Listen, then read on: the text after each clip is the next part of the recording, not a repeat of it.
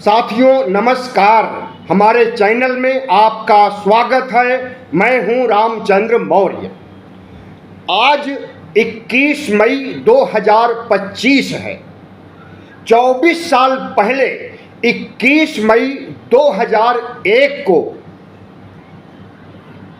एक ऐसी रिपोर्ट प्रकाशित की गई थी यूटा यूनिवर्सिटी के द्वारा। माइकल बामसाद ने रिपोर्ट प्रकाशित किया था। उस रिपोर्ट के तहत हमारे देश के ब्राह्मण, क्षत्रिय और वैश्य तीनों विदेशी मूल के हैं। जी हाँ, यूरेशिया के मूल निवासी हैं। ब्राह्मण, क्षत्रिय, वैश्य जो अपने को भारतीय कहते हैं और मुगलों को विदेशी आक्रांता कहकर के उनकी आलोचना करते हैं और मुगलों की संतान आज की मुसलमानों को देश से बाहर खदेड़ने की बात करते हैं। अगर विदेशी होने के आधार पर बाहर देशों में खदेड़ने की बात की जाए तो मुगलों की औलाद मुसलमानों से पहले ब्राह्मणों, क्षत्रियों और वैश्यों को खदेड़ देना चाहिए। मध्य एशिया जाए, काला सागर के आसपास का क्षेत्र मध्य एशिया जो रूस के अंतर्गत आता है, वहाँ के ये मूल निवासी हैं और वहाँ से चल करके दक्षिण एशिया यानी भारत पहुँचे 3500 साल पहले।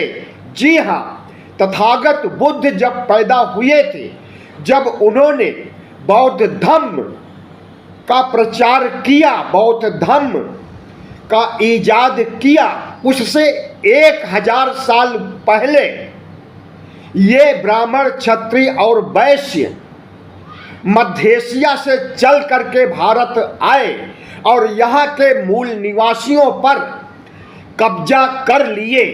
बहन बेटियों की इज्जत आबरू तार तार किए। इज्जत आबरू तार तार करके जो मिश्रण संस्कृति से जो औलादें पैदा हुई वह मूल रूप से शुद्ध पवित्र नहीं है। जितने भी ब्राह्मण, क्षत्रिय, वैश्य हैं, सब के सब जातियों उपजातियों में इस तरह से बटे हैं कि उनका बंटवारा कर पाना या उन्हें पवित्र कह पाना एक मुश्किल काम है। और यह सब कुछ साबित किया है माइकल बामसाद ने। अब आप कहेंगे माइकल बामसाद कौन है?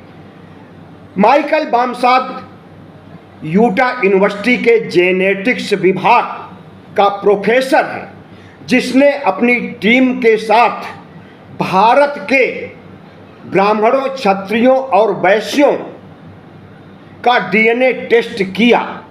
इनका डीएनए टेस्ट करने के लिए इनका खून लूप में डाला तो जो परिणाम सामने आया वह चौंकाने वाला परिणाम है। और वह परिणाम जब प्रकाशित हुआ तो भारत में भूकंप जैसी स्थिति आ गई थी, लेकिन उस रिपोर्ट को दबाने का काम किया गया था।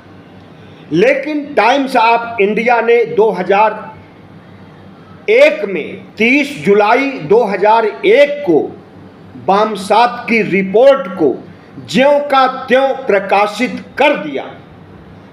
उसके बाद भारत के समाज में, ब्राह्मण, क्षत्रिय, वैश्य के समाज में एक प्रमाण दस्तावेज के रूप में प्रस्तुत किया जाने लगा कि यह विदेशी हैं।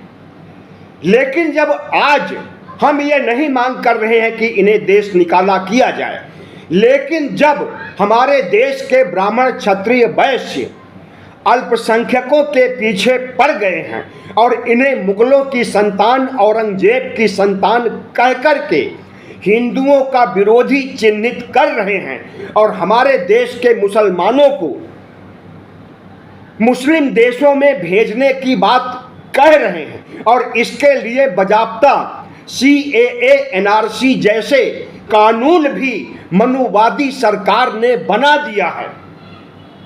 उस कानून के तहत मुसलमानों को मुस्लिम देशों में भेज दिया जाएगा और वहाँ के हिंदुओं को बुलाकर भारत देश में इस देश को हिंदू राष्ट्र बनाया जाएगा। यानी RSS के एजेंडे को लागू करने के लिए मोदी सरकार ने 2019 में CAA NRC बनाया और उसके तहत मुसलमानों को खदेड़ने की बात कही मुस्लिम देशों में। हम नरेंद्र मोदी, शाह भागवत सबसे अपील करते हैं कि अगर धर्म के आधार पर या विदेशी मूल होने के आधार पर किसी को खदेड़ना है तो इस देश के ब्राह्मण, क्षत्रिय, वैश्य सबसे पहले इनको खदेड़ा जाए, उसके बाद मुसलमानों को मुस्लिम देशों में भेजने, खदेड़ने की बात की जाए। जाहिर है कि मोहन भागवत खुद ब्राह्मण हैं और नरेंद्र मोदी एक बनावटी कृत्रिम तेली है। पहले यह ऊंची जाति में आते थे और 2001 और 2 में जब इनकी सरकार आई तब यह OBC में रजिस्ट्रेशन करा लिए। ऊंची जाति के ही माने जाएंगे आज भी, क्योंकि जातियां बदलती नहीं हैं। धर्म बदल सकते हैं, जाति नहीं बदल सकते हैं। तो नरेंद्र मोदी को भी खदेड़ना पड़ेगा, मोहन भागवत को, राजनाथ सिंह जो ठाकुर हैं, इन्हें और इनके वंशजों और इनके जाति के लोगों को यूरेशिया भेजना पड़ेगा। अगर ये मुगलों को खदेड़ने की बात करते हैं या मुगलों की संतान आज के मुसलमानों को खदेड़ने की बात करते हैं तो सबसे पहले इन्हें खदेड़ने की बात होनी चाहिए।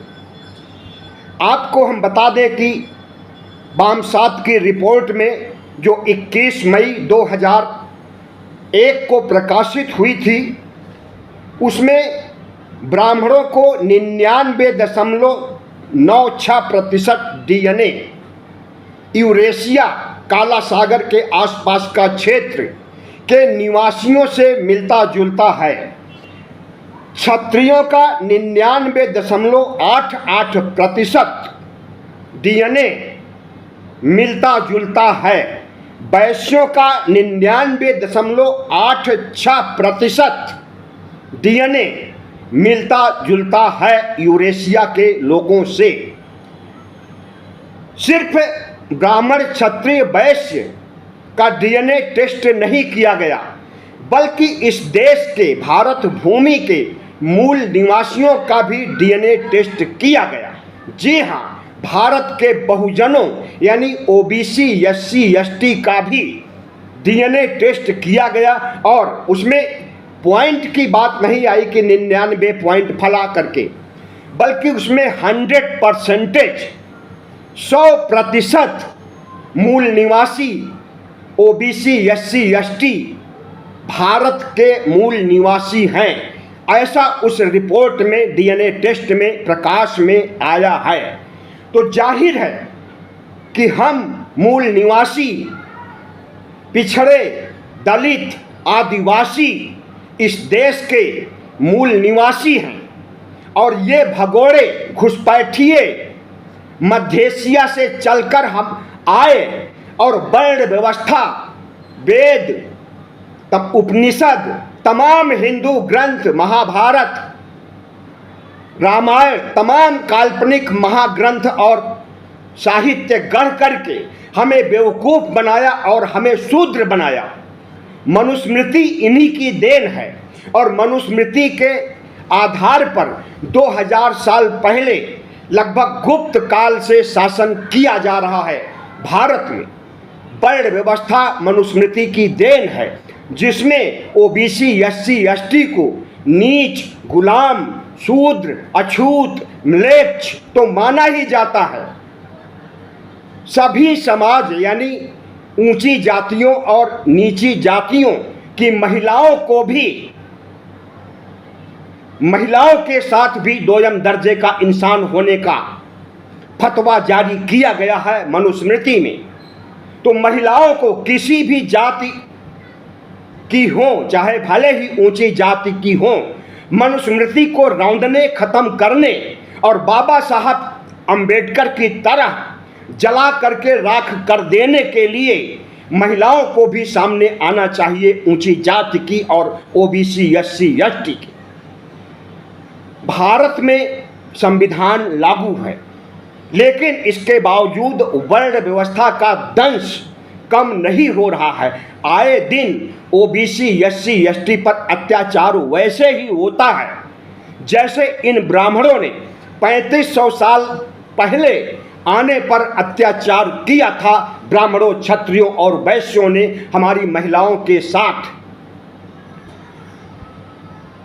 तो जाहिर है कि जो कुछ आज के समय में वर्ण व्यवस्था के तहत चल रहा है और ये अपने को ऊंची जातियों में शुमार करके देश की आधे से अधिक प्रॉपर्टी पर कब्जा किए बैठे हैं, 80% से अधिक नौकरियों पर कब्जा किए बैठे हैं और हमें परंपरागत पेशे में लगाए रखने के लिए इस देश में संविधान की जगह मनुस्मृति लागू करना चाहते हैं। चमार होगा तो वह चमड़े का काम करेगा, कुर्मी होगा तो वह गन्ना उगाने और गुड़ बनाने का काम करेगा, मौर्य होगा तो सब्जी उगाने का काम करेगा। हमें यह 2000 साल पहले की ओर ले जाना चाहते हैं, लेकिन जब बामसात की रिपोर्ट आई तो पूरे भारत ही नहीं विश्व में तहलका मच गया और खास करके ओबीसी, एसटी, एसटी समाज जो कि पढ़ा लिखा कम है आज भी, उसने कभी मांग नहीं किया कि अगर मुगलों को इस देश से निकाले जाने या मुगलों की संतान आज के मुसलमानों को इस देश से निकाला करने की बात हो रही है तो इसके पहले ब्राह्मणों, क्षत्रियों और वैश्यों को इस देश से निकालना चाहिए।